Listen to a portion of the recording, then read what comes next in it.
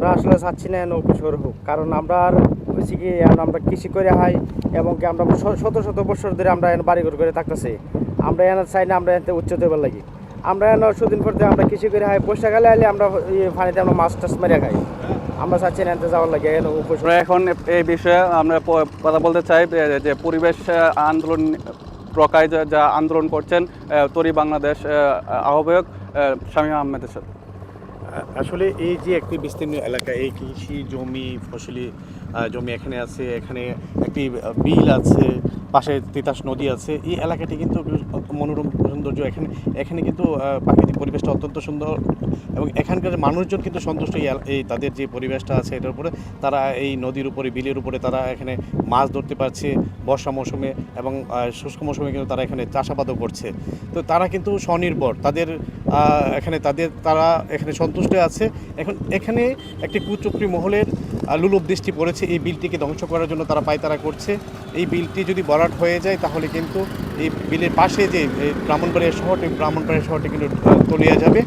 আপনারা জানেন যে বর্ষা মৌসুমে যে পানি আসে, এই পানি ধারণ ক্ষমতা কিন্তু এই বিল এবং তিতাস নদী ছাড়া আমাদের আর কোনো উপায় নেই।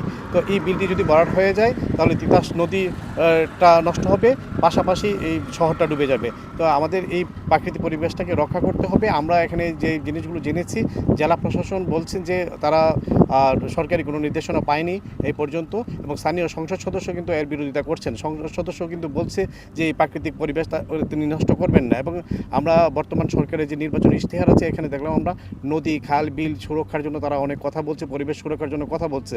তাহলে কি তার দলের যে তৃণমূলে যারা আছে, যারা এখানে উপশহর করতে চায়, তারা কি তাদের নির্বাচনী ইশতেহার ভঙ্গ করবেন বা সরকারের বিপক্ষে তারা কাজ করবেন?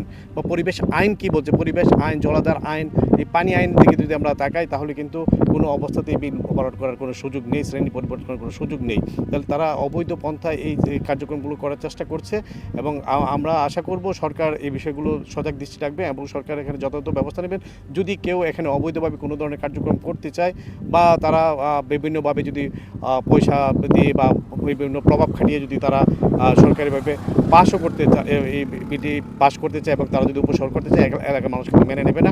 এবং আমরা যারা পরিবেশ নিয়ে কাজ করছি তরি বাংলাদেশের পক্ষ থেকে কিন্তু আমরা এর বিরুদ্ধে করেছি, এবং আমরা স্থানীয় সংসদ সদস্যের সাথে কথা বলেছি। উনিও আশ্বস্ত করেছেন যে এই বিলের প্রাকৃতিক পরিবেশ তারা নষ্ট করবেন, এখানে হাত দেবেন না, এবং এর জন্য উনি যতদিন পর্যন্ত পজিশনে আছেন বা যিনি এমপি থাকাকালীন সময়ে এই বিলটিকে ভরাট করতে দেবেন না।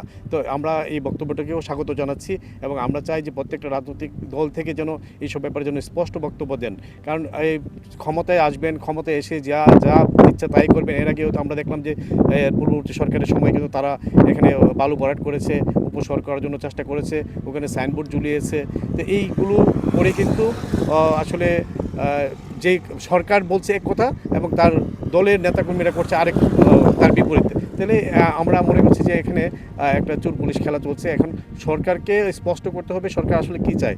সরকার কিন্তু ডিক্লেয়ার দিয়েছে এবং তাদের নির্বাচনী ইশতেহার আছে। নির্বাচনী ইশতেহারটা যদি আমরা দাবি করবো যে তাদের নির্বাচনী ইশতেহারটা কিন্তু এবার সিঙ্গাপুর, মালয়েশিয়া করবো এরকম ইশতেহার না। এবার নির্বাচন যে ইশতেহারটা দিয়েছে মানুষ তা গ্রহণ করেছে, এবং তার পরিবেশ বান্ধব বলেই মানুষ তা গ্রহণ করেছে। এই পৃথিবীর স্বার্থে এই জলাধার রক্ষা করতে হবে। আমাদের যত এই নদীমাতৃক বাংলাদেশে আমরা কিন্তু যে দেশীয় প্রজাতির মাছ নষ্ট হয়ে যাচ্ছে, আমাদের ফসল নষ্ট হয়ে যাচ্ছে, এখন এগুলো নিয়ে চিন্তা ভাবনা করার সময় এসেছে। আমরা যদি এখন শহর যদি উন্নয়ন বলে যদি আমাদের জলাভূমিগুলো নষ্ট করে দেই। আরেকটা জিনিস হলো যে স্থানীয় মানুষদের পালস বুঝতে হবে, তারা কি চাচ্ছে। তারা কিন্তু সন্তুষ্ট আছে, তাদের ইনকামের উপর তারা সন্তুষ্ট আছে, তারা স্বনির্ভর। তারা এখানে নদী থেকে, বিল থেকে তারা মাছ ধরতে পারতেছে, তারা ফসল উৎপাদন করতেছে। তারপরে কিন্তু এখানে গোচারণ ভূমি আছে তাদের, এখানে এগুলো কিন্তু তারা এখানে গবাদি পশু তারা পালন করছে।